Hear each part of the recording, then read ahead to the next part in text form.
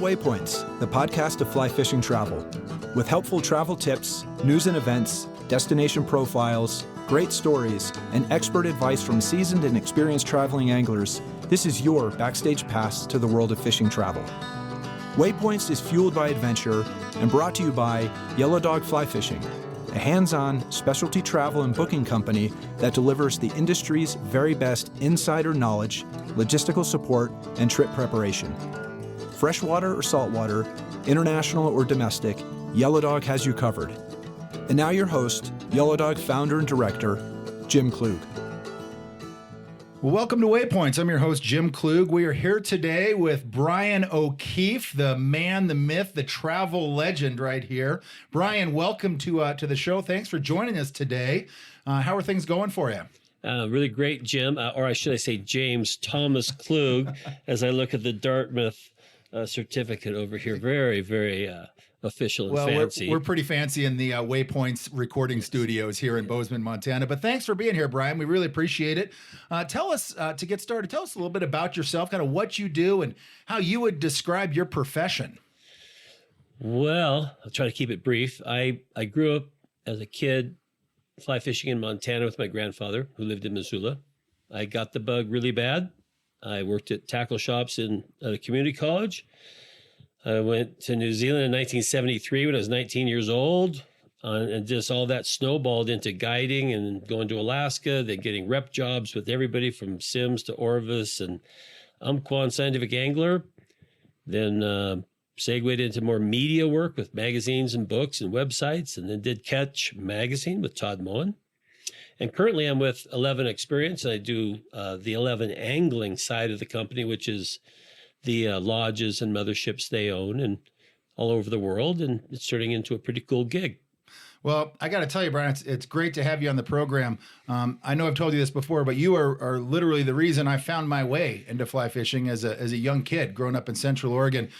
For our listeners, the quick story on that is my buddy Jeff Perrin and I used to watch Brian's house when he would go off on these great worldwide adventures. And I remember being about 14 years old, walking into Brian's house. And I don't know why he needed house sitters. He didn't have any plants or pets or a girlfriend that stuck around that long. But we would walk in and see his tackle room. And I thought, I want to be this guy when I grow up. Yeah, and I remember I wanted you to clap your hands and whistle when you were in my garage because sales rep, my garage looked like a sporting goods store. If you were clapping your hands, you couldn't steal anything. And whistling, I knew where you were in the garage, and I could kind of keep track of you and Jeff. And were you really 14 back then? I think we were. We were that young, and we had to ride our bikes to your house. I remember that. But you truly led me down the road to ruin and launched me on my way to a fly fishing career. But it's great to have you here. At what point in your life, Brian, I mean, you started at a young age in Montana, went off to New Zealand as a teenager. When did you know that fly fishing and the world of travel and travel photography was going to be your profession? Actually, maybe I still don't, but I never had a master plan at the beginning. I knew I probably wasn't cut out to be a person that went to work in a tall building, but I had really no idea what would happen. I thought, well, I want to guide a little bit because it's a great way to really get super and intimately familiar with water that you love. And I got the opportunity to go to Alaska. So how else could a 20-something-year-old kid fish all over Alaska without being a guide? It's almost impossible. So I just let everything be kind of a stepping stone. One thing leads to another. And really one of the big breaks I got was, you don't know this or not, but I invented the minivan. I took a Dodge Valiant, or is it a Chrysler Valiant? Plymouth Valiant. And I cut out the back of the back seat, threw the whole back seat away, and put a sheet of plywood into the trunk from the back of the driver and passengers' front seats. Put some carpet on it. I could put my sleeping bag in there, and I had the very first Plymouth minivan. I was camping on the North Umpqua. Early in the morning, I kind of popped open the trunk to get out, and this guy was walking by to fish this pool I was on, and I scared the heck out of him. Turns out it was Dennis Black.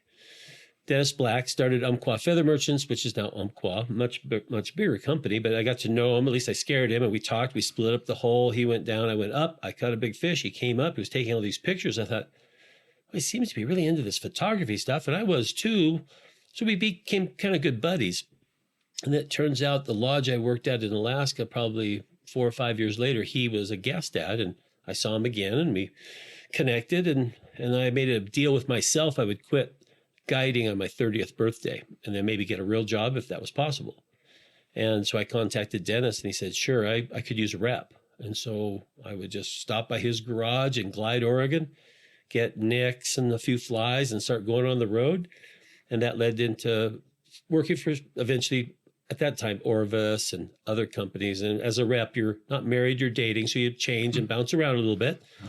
And it was just luck. One thing leads to another, and the people you meet, places you go. So I've been lucky. I've taken advantage of opportunities because I was in a position to take advantage of. I wasn't locked into something. So, well, the inventing the minivan should have led to some more financial residuals, or who knows. But soccer moms worldwide, thank you for that move, because that's something.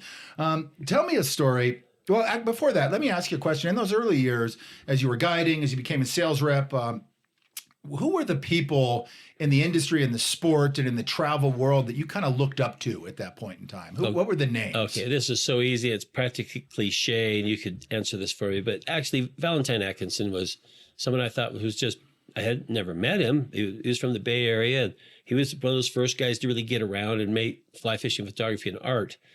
So, I saw lots of his work. Some of his black and whites were incredible. And again, up in Alaska, he was invited up. I didn't know that. And all of a sudden I meet this guy named Valentine Atkinson. And that was really a turning point. I just thought, this guy's great. So we fished quite a bit. I held fish for him, and we did stuff. And that was really neat. And actually, I was a reader. So I read all the early books from Joe Brooks and Bergman and Charles Ritz, all those old classics. So I had a lot of respect for those guys back from the 30s to the 50s. I just pored over magazines in the school libraries. I was just that kind of kid. But I basically all the people that have sort of faded out now. Joe Brooks, Lee Wolf, all those guys were monstrous heroes to me. Yeah, can you imagine the Instagram accounts those guys would have been able to have? I mean, come on. But do me, so, we're talking about travel. That's what we focus on a lot. You've traveled the world. You've been as many places and as many crazy places as anyone I know in the industry. Tell me just quickly, one story that comes to mind about probably the craziest travel situation related to fishing travel that just pops to mind for you. Oh, there's been so many, but I'm going to have to say that Sierra Leone, Africa. Okay, this was back before there was CNN and, Twitter and things like that. You went on trips, you just got what you got. And so we didn't really understand that there's a civil war going on, and there's hundreds of thousands of people killed with machetes. And we show up with our tarpon rods. We want to go to this cool bay and fish for tarpon. We arranged a few little boats, and that was with Billy Pate and Pierre Affray from France. And a few other anglers, and it was an expedition. Now, you hear about that all the time, but a lot of fishing expeditions are great for the guys going, but, 100 people have been there before. This was really kind of remote and remarkable.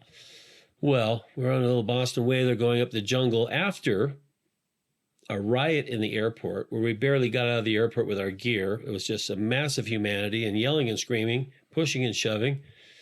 And then soldiers everywhere with rifles and machine guns, and we eventually hired a bodyguard with a machine gun, and we got to our van, and then we got to the water, got to the boat. In the boat going up a river, there was a stick on the beach with a freshly severed human head, still dripping, stuck on the stick, stuck on the beach as we motored by. Wow. And so I asked the guy that could kind of interpret for us, because it had to go from an African language to French to English. I said, what is that all about? And he talks to a guy, and the guy talks to him. He says, well, I think in your language, it means no trespassing. I went, wow, if they did that in Montana, there'd be a lot more fish. But I thought you were going to say it means no trout setting when you're tarpon fishing. Yeah. So, freshly severed human head, and then gunfire going off in the hills all around us. A local village invited us to a big bonfire and dance at night. And it was pretty crazy. Some men walked in with machetes and guns, and their eyes were red as the reddest apple you've ever seen. And they all had these red eyes. I asked someone about that later. I said, oh, Well, they snort a combination of gunpowder and cocaine, and that gets them wired to go out to massacre. But we caught some great fish. You caught some big fish. Got a 187-pound tarpon. Yeah, and that was in the 80s, I think, right? Yeah, I think so. And I remember that. I was working in the local fly shop where we first met, and a couple of things I remember about that trip. You came back from that trip. You guys were there doing some research. Yeah. You guys harvested a couple of these big fish. You brought back a tarpon scale that was the size of a dinner plate. I remember that. And then a great photo of you with a massive tarpon, the biggest thing I'd ever seen. You're standing there next to this fish, and your guide with his AK-47 is also in the picture, which really kind of brought it all together. It was a nice photo. Our bodyguard. And plus, it was sort of a scientific trip. We had to keep 5 fish and get the otolith bone out of the brain, which has the growth rates like rings on a tree. And other measurements we did, because we're the first people to document fish in this area. It turns out some of those fish were over 50 years old. And once we knew that, now my biggest fly fish was 187. That's a great fish. But the guys that were with us, Tom Gibson in particular from Texas, who has many world records, he fished standard gear, and he fished with this catfish. That's the main food for the tarpon. No, actually it was his buddy that got a 242. 242 makes a 187 look very medium size. So once our local guides that we kind of hired to help us out saw 242, we could ask them, how big do they get? And then they would say through an interpreter, at least 300 pounds. So that's pretty darn cool. But everything was big, and everything was lit up in that area. The tarpon were big. The jacks were so crazy. You could catch average maybe 15 pounds, sort of Jack Crevalle, but you could catch it on a spinning rod with a popper and no hooks.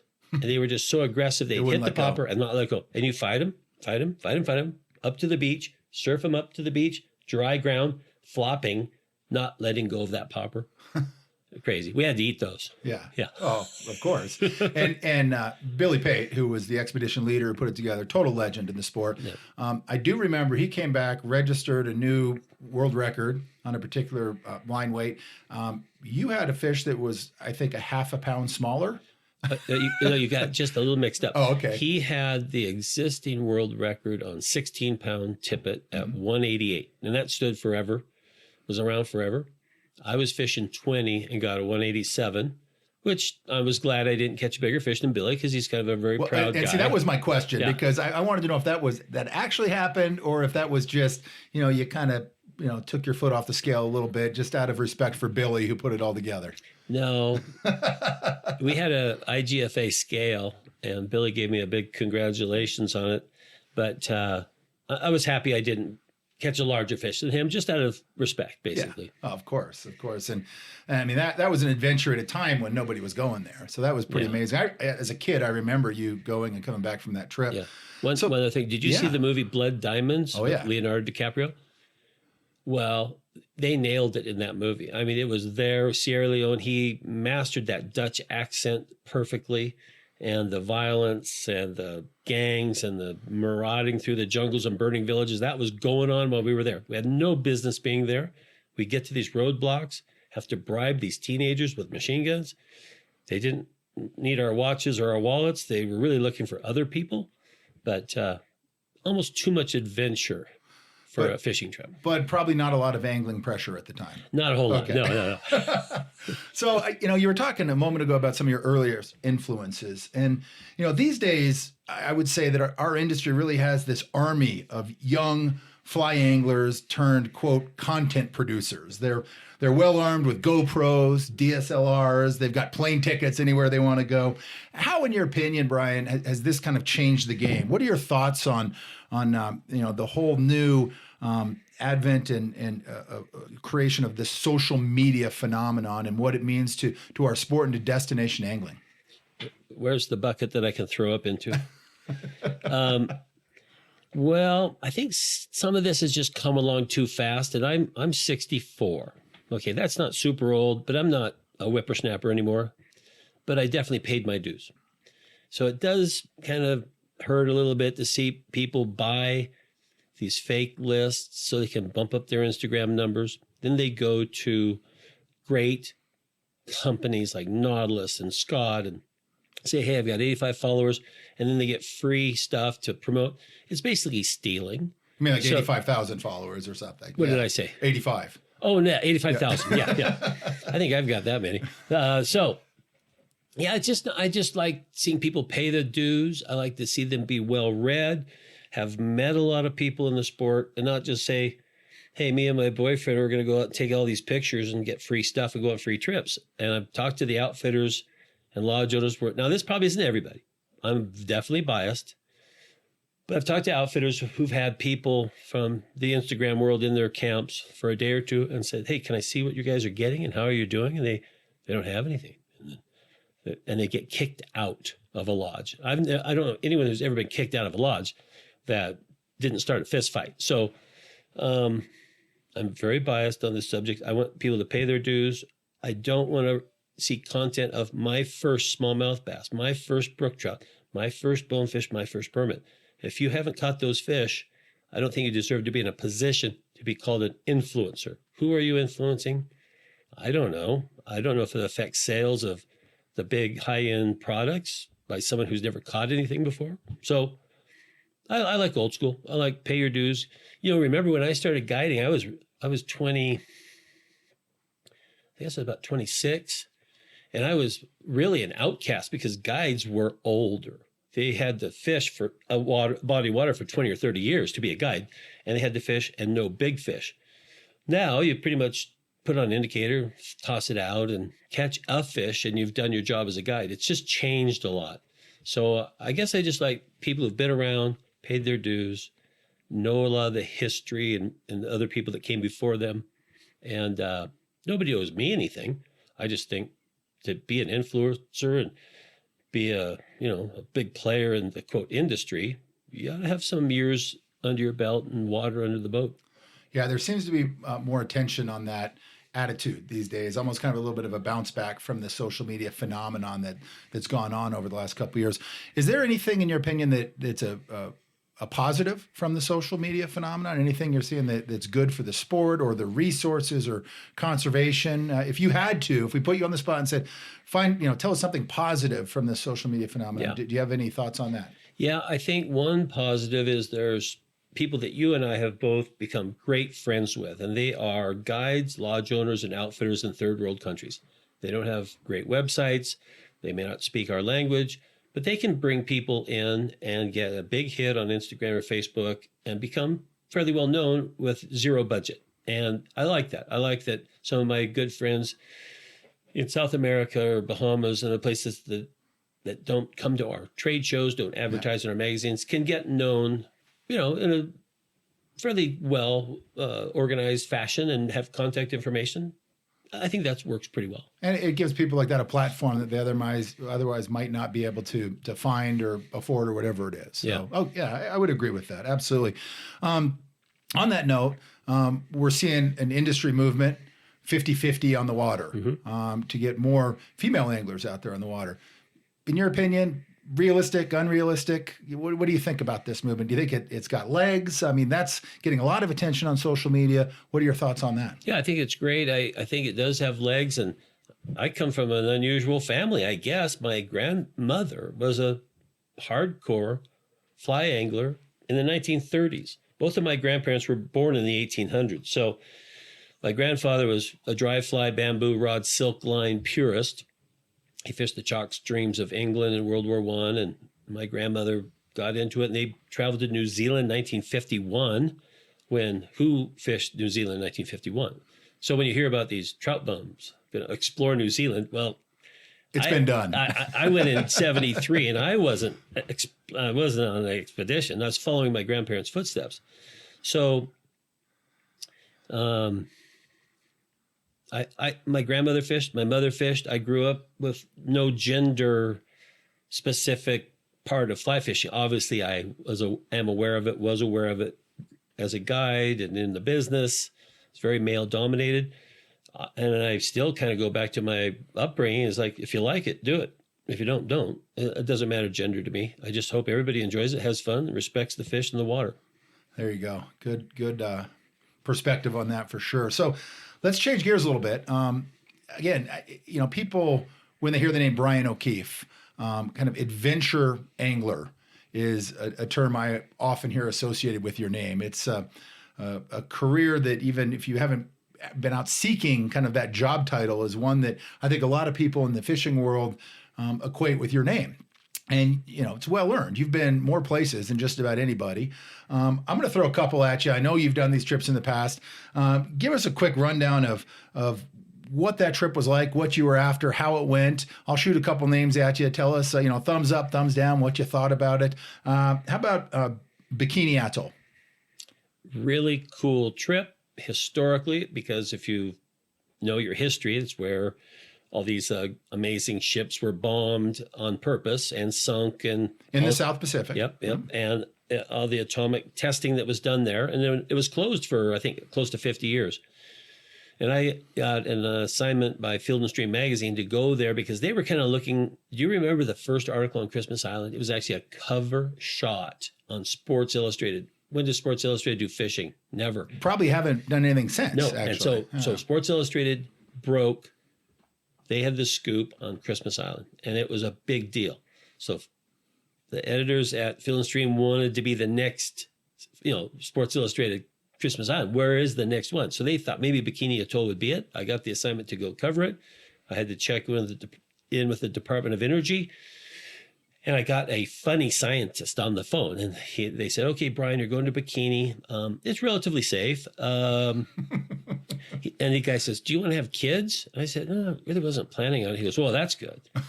And then he goes, "Oh, so you're a photographer. Well, you can just rinse your film in the water there and develop it." And so he was kidding with me, but it set the stage for, it's a little bit radioactive down there. I mean, the deep root crops are not edible. Don't eat the coconuts, but beautiful. If you imagine a place closed for 50 years, the ocean, the tide, the wind is going to do its thing. Plants grew back. And this place was glowing red hot for years. So it's a pretty amazing story that it came back. The pelagic fish, tunas and marlin and sailfish, they started just feeding like crazy. Some of these drop-offs off the island, you could stand on dry land and potentially catch a sailfish or mahi-mahi from wading. Right off the wall. Yeah, because they just drop straight down. Killer, crazy sharks down there. But got there, unbelievably beautiful. Had one little boat. We went out, bonefish, lots of trevally. Now, you're a Pacific Northwesterner, so have you ever found a glass ball? The Japanese floats? net floats. Yeah, so we filled up a couple pickup truck loads of Japanese balls, and they're from the little tiny ones, the double-ended ones, to those monster, bigger than basketball ones. And so you'd fish a flat, walk the beach back to the boat, and bring back an armful of Japanese balls. So it was really cool. So those went out when they invented plastic. Yeah. So the ones you find now may have been floating around for decades. Yeah, exactly. So cool. It is really neat. So the whole experience, and I scuba dive. So I did a double tank dive, really deep, onto the Saratoga, which is aircraft carrier. And you dive down there and you go into these hatches and you swim with these planes loaded with bombs, still intact bombs. And it's just pretty cool. The big fish that are there are cool. And just seeing how eerie and spooky and what had this ship been through. Pretty amazing stuff. So you combine the underwater history with the recovery naturally by the wind and tide. You see the oceanic birds and turtles and pelagic fish coming back. It's pretty neat. It's really cool. Yeah, definitely an off-the-grid destination for sure. So here's another one I'll throw at you. I remember you went on an exploratory trip down to an island in Nicaragua. You brought your significant other at the time. She was with you, I believe. Mm-hmm. And I remember a story of some very large rats that plagued you guys in the middle of the night. Yeah, in the thatch roof, you hear them scurrying around. I can sleep through that. Well, a lot of women won't, or a lot of men won't. But one night, the rats, which are pretty big, they're probably a 10-inch body and another 8-inch tail. They're like a Cocker Spaniel size rat. Yeah, big rat. Yeah. Well, it's hot. There's no air conditioning, but there's a fan. And I'm just sleeping on top of the bed, no shirt. And the rat just launches from the floor up onto my chest, right next to below my chin. I look down, it's a big old rat. And I whack it with my hand and it flies across, squeaks, goes up in the thatch, and then just all night long. You know, so I was terrible. Didn't get a lot of sleep. But I have to tell you, before that happened, I was taking a shower, which was kind of like standing on a pallet and water coming out of a pipe. A pretty crude place. Somehow there was a short and the water was carrying electricity of some kind, because when that water hit me, it was like being electrocuted. And I was yelling and screaming, and it's just weird watching, well, look at that person going crazy in the shower. It must be too hot. No, it was electric, and I was being electrocuted in the shower, and I finally fell out of there and survived. Well, I remember that trip well. And Tonga, that's another one you did? Oh, just love Tonga. You know, 3 island groups, Vava'u, Hapai, and Nuku'alofa. Still remember them. Beautiful people, wonderful culture. It's an intact kingdom. So it's still king, queen, princes, and stuff. It's just really neat. Beautiful, not real crowded. There's a few nice little resorts. And how was the fishing? The fishing, it's a variety of fishing. So you think you might be going there because on Google Earth, you'll see these big flat areas, but the tide is over 3 feet. And so you have dry to 3 feet, and in between it's rushing really strong. So you don't have a really good, perfect pretty flat. Small window. Yeah. There are bonefish there. The fish and game type of people there have frozen bonefish in their field office that are big. But the fishing for jacks, mahi-mahi, or as we call it, Oregon to Mexico, dorado, huge, lots of them, plus dogtooth tuna, a lot of other fish to catch. But you don't go there to target bonefish. Yeah. Pretty interesting place. So, how about the Himalayas? I know you spent some time over there, both willingly, and also you were a guest, I think, was it the Pakistani or Indian Army? I was actually neither, but they definitely wanted to get rid of me. I was actually an employee of the government of Kashmir, which could be Pakistan, who depends on who you talk to. Well, I was a ski instructor, so I became maybe one of the first ski instructors in India. And they had a chairlift, a couple rope tows, and I lived in a little house covered in snow. And I taught skiing. My students were world-class mountain guides, not Sherpas, but the leaders of Everest and Annapurna and these tallest mountains in the world. Amazing people, unbelievable athletes. Well, they didn't ski, so I taught them to ski. And as they got old and came out of the mountain outfitting business, they became the ski school at this little place called Gulmarg. And now it's got gondolas and little resort, and it's actually quite Kashmir, nice. I've actually been there. You have? Yeah, absolutely. Oh, you did? Yeah, okay. Yeah, we went up and went to fish. Yeah. And did you fish when you were over there in the Himalayas? Yeah. The brown trout, the rainbows, everything that was brought in by the Brits 100 years prior to that. Yeah, what's cool, this was part of the trip I did when I was 19. I went to New Zealand for 11 months, then Australia, worked out in the outback, made some money. Went through Indonesia a little bit, Borneo, Sumatra, and then up to Kashmir and did a whole winter there. And it's interesting because when you catch brown trout in New Zealand, they're from Scotland usually, and rainbows from Russian River, California, or some German browns to South America, wherever you go. And so when I had a geography class at Central Oregon Community College, Ray Hatton, who was just a legendary geography instructor, my thesis was the British Empire and the worldwide distribution of brown trout, which I could write in 2 seconds at night, so. And probably did. Yeah, right. Yeah. And so after the ski season was over, I traveled and I went to several different watersheds, and it was English style. You had to have a beat and a gilly, and I fished. We caught some brown trout and spectacular scenery. And the mountains, the backdrop is insane. Oh, it's just unbelievable. So it's like the Sierras times 4 probably, but great food. Yeah.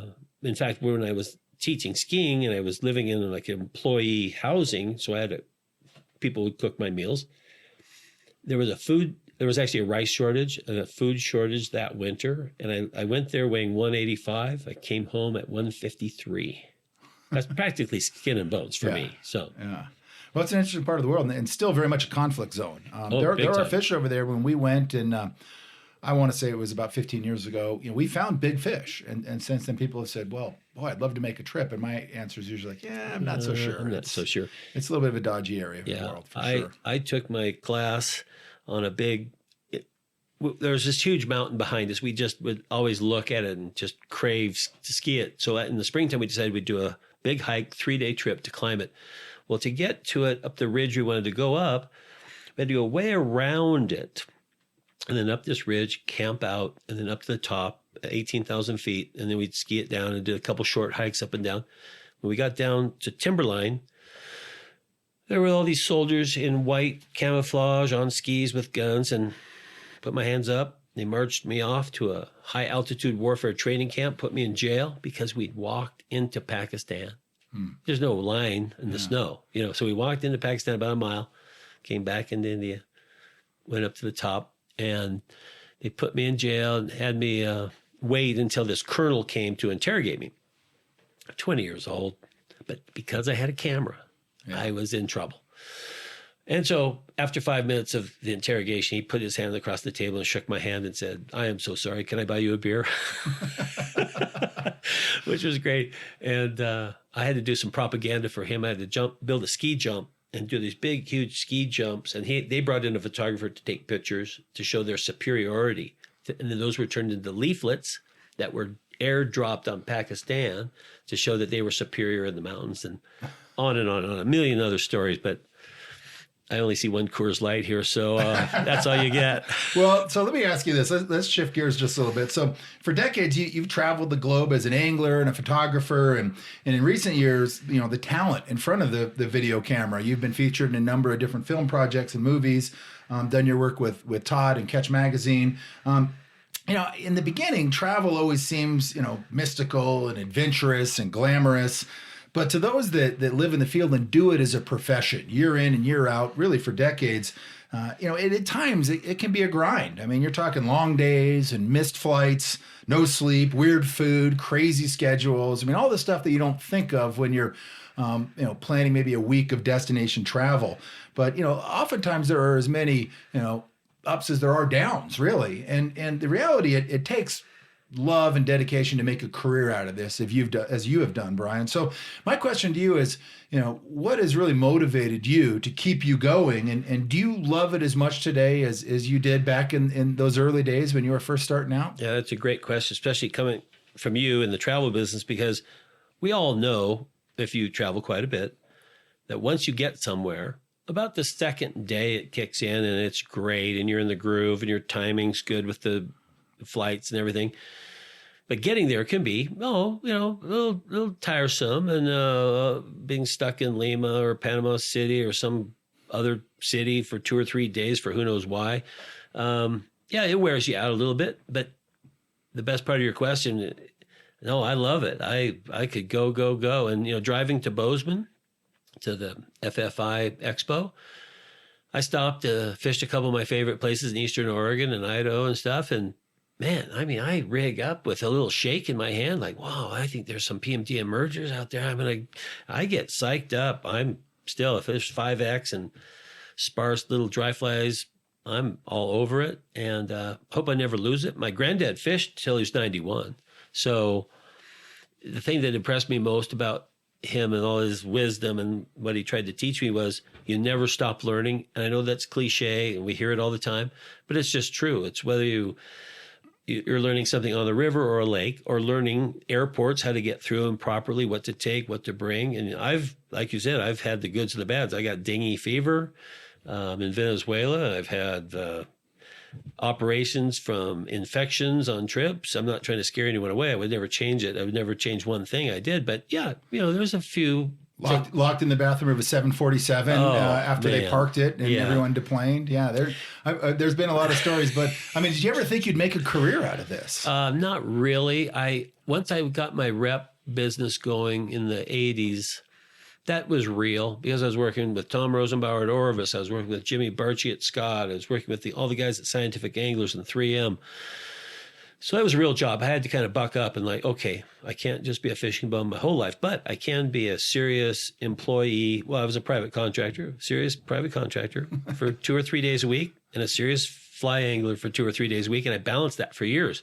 Once there was internet and email and cell phones, it became a little harder to just leave a message on remember your old tape recorder phone message that said, "Hi, this is Brian O'Keefe. I'm on the road." Well, on the road, it's very vague, but nobody could really check on me. So I would be in Christmas Island or Belize, and I'd get the job done. I would think I did okay. But yeah, things have changed. But I was lucky to do it when I did it. And I don't know, being a rep now, you're under a microscope, and it's a little bit harder to have the freedom. Yeah, you're never really detached, that's for sure. Yeah. So let me ask you this. You've definitely experienced a fair amount of challenging travel situations in places all over the world. You know, learning what you've learned, knowing what you know now, what advice would you give to clients when it comes to travel safety and being smart when you're out away from home, somewhere far off fishing? Any advice you have? Well, I might need to think about that for a little bit, but just off the top of my head, one thing that I like about a lot of trips that you've done and you do and I've done are hosted trips. You can kind of relax on a hosted trip.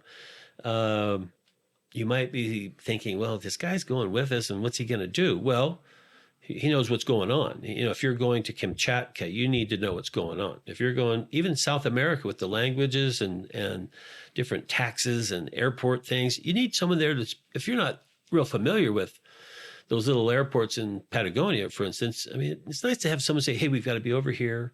We're departing from this gate. Just relax, read your book, and I'll come and get you. I kind of like that for first time travel to places. Look for a hosted trip. Generally, hosts that go are super nice guys and women who know the ropes and steer you clear of trouble. And you know, there's new places like Cuba. It helps to have someone that's been there before so you don't wander off on the wrong street, lose your camera. Yeah, absolutely. So with each of these episodes that we do on Waypoints, Brian, I like to do a quick series of rapid fire questions with our guests. And it's the kind of things that you've obviously been asked 1,000 times before. Anytime you give a program or a presentation or you talk at a consumer show, people ask you these kind of questions, but I'm going to throw these at you. We're going to call it the lightning round of Q&A. I'll throw the question at you. You give me the answer that comes right off the top of your head. First off, favorite species of fish to catch? Tarpon. Tarpon, that's easy. Is there a species that you have yet to catch that's very much on your radar? Tigerfish. Tigerfish, there you go. How about the most unusual catch, the weirdest, oddest fish you've ever caught on a fly? Jeez. Oh, I caught a 21-legged starfish once in Alaska. What does a starfish eat? Clams. Which is a really super slow retrieve. Yeah, right? I snagged it in the back. So I like that. So which destination, in your opinion, has changed the most since the first time you went there to where you are now, either for better or for the worse? Which has changed the most? Probably Placencia, Belize. Yeah, a lot of growth down there. Yep. Still great fishing, but boy, absolutely used to be a tailing tiny permit. village. Yeah, Now, tiny village with sand sidewalks, and now it's a pretty big little mini happening urban place. area. Yeah. Yeah, for sure. What in your opinion, Brian, is the next frontier? What's the next big place in destination angling? Well, there's still, Kamchatka's got a great resource. I think it's not so much that there's a new place. It's just how we look at what we've got. So as a Northwestern angler with steelhead in my backyard and easy access to Alaska and anywhere basically, but I'm not fishing the Great Lakes for smallmouth bass and some of the great fishing there. I'm not fishing the panhandle of Florida. I've been to Apalachicola once. There's great fishing there. There's fishing that I just need to identify and get familiar with, maybe 4 states away, that doesn't have the glamour of a Bahamas or, Bikini Atoll, but day in, day out could be just really fun fishing and give me a smallmouth bass any day and I'm having a good time. Yeah, there you go. How about your absolute number one favorite place to go and fish and shoot photos? Chile. Chile. Mm-hmm. There you go. Yeah, it's just beautiful. So 3 flies you always carry with you when you're going saltwater fly fishing. Gotcha, Clouser. This is so stereotype. And like an organic tarpon fly, like the cockroach. Yeah. I mean, really basic stuff. They work. Yeah. Oh, wherever you go, yeah, they seem to work. Absolutely. So name 2 fisheries that right now are probably under our noses that are oftentimes overlooked. As you said, we're all in this business of talking about these glamorous, far away, exotic destinations. But as you mentioned just a moment ago, there are places in our own backyard or right under our noses that are awfully darn good. What are a couple places that are right under our noses that we ought to be maybe taking a second look at? Yeah, I thought of 3 or 4, but I can't mention them. Well, okay, fair enough. Yeah, okay, we respect that. Yeah, big. So the answer is you found these places, you know that they're there, and as a lesson to other people, don't necessarily look around the world, but look a little closer to home. Every state has great fishing. There you go. So here we go. Shooting the grip and grin, fish holding shots. You're a professional fly fishing photographer. I'm going to throw it at you right now. Which one are you going to prefer? Are you going to go with the parrot, the platter, or the screaming South African? Which one are you going with? Where was that waste paper basket again? In my lifetime, I hope we cure photographers and anglers from doing the parrot. And you might describe what that is. That's the shot where an angler's holding the fish and someone has laid the reel over their shoulder where they look like a pirate with a parrot perched on their shoulder. It's you see it a lot on social media shots. It's the shoulder hold for the fly reel.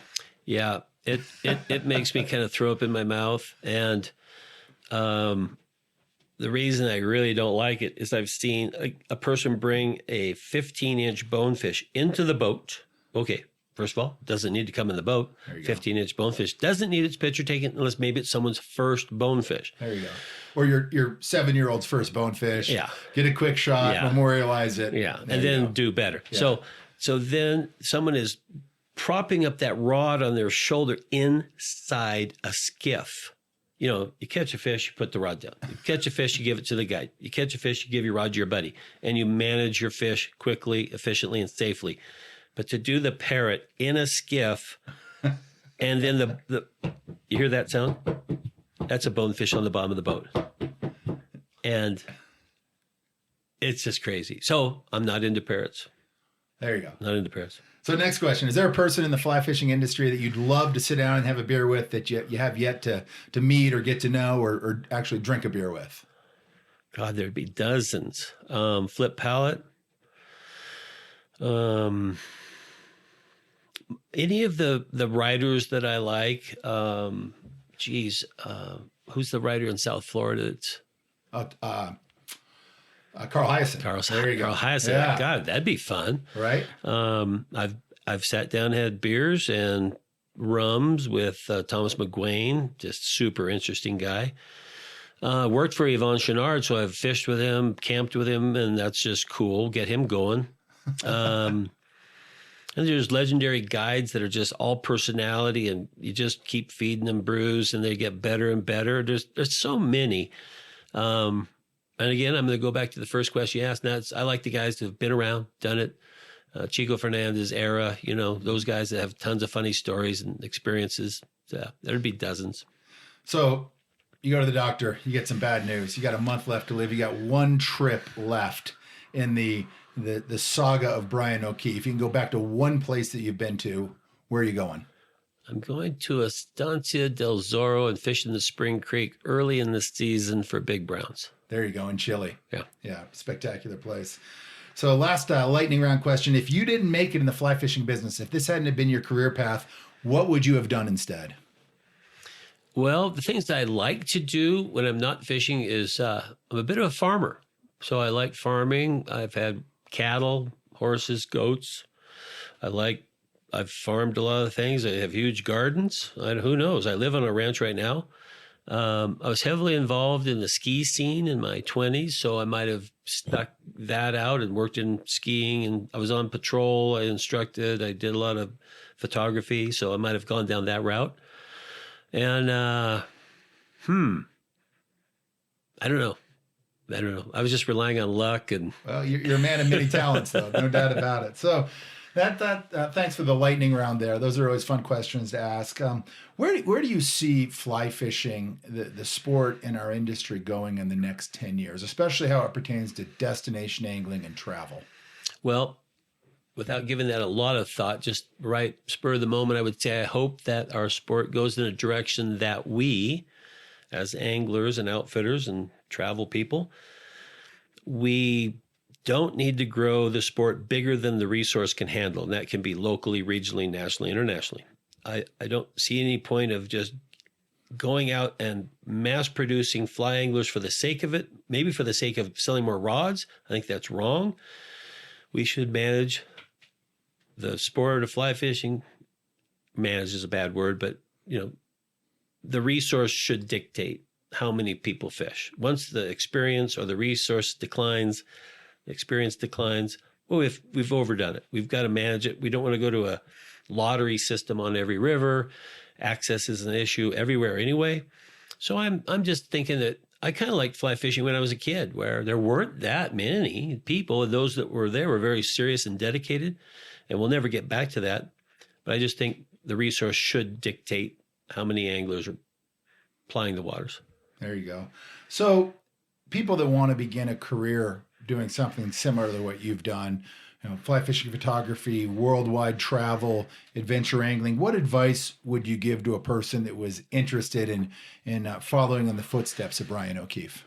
I would say get a 6-year degree, get a great job you love, then it's not work, and then fish and have fun and explore. But there's just not that many jobs in fly fishing that give you a lot of flexibility and time to travel. I was not a trust funder. I was raised by a single parent. My mom was a teacher. So I scrambled to do my fishing. I fished in cutoffs and tennis shoes on the North Umpqua.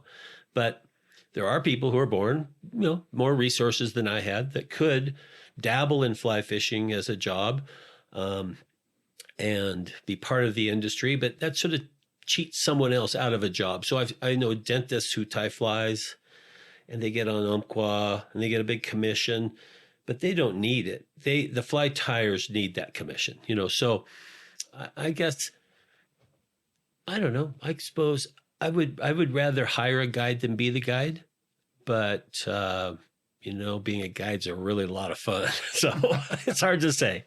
So right now, Brian O'Keefe at 64. What advice would you give to Brian O'Keefe at 19, knowing what you know now? Oh, geez. That trip to New Zealand was great. And I tell people all the time, they have a teenager who's a little wacky or different. I say, man, buy him a ticket to New Zealand, give him a backpack, show him all the youth hostels on the North and South Island, teach him to fly cast, give him a rod, send him to New Zealand for 6 months, come back a different person. I mean, really, it's a great experience. And that could be the same with being in the Rockies or I've helped a lot of my friends' kids get jobs in Alaska. Even the camp kid who's doing firewood and carrying luggage and fueling up planes and boats, but they see a different type of person, the hardworking guides, the hardworking people in the kitchen, and how everybody's a big team, and so now they kind of get it. Like, oh, I guess I can't just be a brat. They'll beat me up, So, yeah, the old Brian O'Keefe, 19 years old, was pretty lucky. My mom didn't push me to, go follow my brother's footsteps, he's a dentist. He was just totally dedicated, focused, and tracking. I was a bit of a goofball. I like sports. And she totally supported me in those early days of fish. Something will happen. You'll like it. You'll enjoy it. You'll do well. And I guess I'm going to thank two people for how I got on this path and continued it. My mom, number one, my grandfather, teaching me to fly fish. Well, it's been a hell of a career. You're definitely one of the treasures of this industry. And as a kid that, grew up knowing you and watching you, you influenced a lot of people. And it's been great to have you on the show. Thank you so much for spending time with us here on Waypoints. Where can people find out more about, you and what you do, your website, how to reach out to you with questions? Okay, it's easy. I've got a very kind of cheesy homemade website, BrianO'KeefePhotography.com, and it's not supposed to be anything all that glamorous. It's basically a business card, how to contact me and all that. If you want to go fishing, give me an email. I work for 11 Experience. We got lodges, we got motherships. Let's go. I'll go with you and have a lot of fun. So, and if you want to go, Jim, Jeez, let's go. It's your 50th birthday. Let's party. Oh, wow. You had to throw that one out there. There you go. Well, that's great. Brian, thank you so much for joining us here today. And thanks to our listeners for joining us for another episode of Waypoints, the podcast that is 100% dedicated to travel, adventure, and exploration. Join us for the next episode of Waypoints, and remember that no one has ever regretted a life of adventure. This has been another episode of Waypoints, the podcast of fly fishing travel and adventure angling. Thank you for joining us, and be sure to visit yellowdogflyfishing.com for more trip updates, travel news, expert advice, and adventure profiles.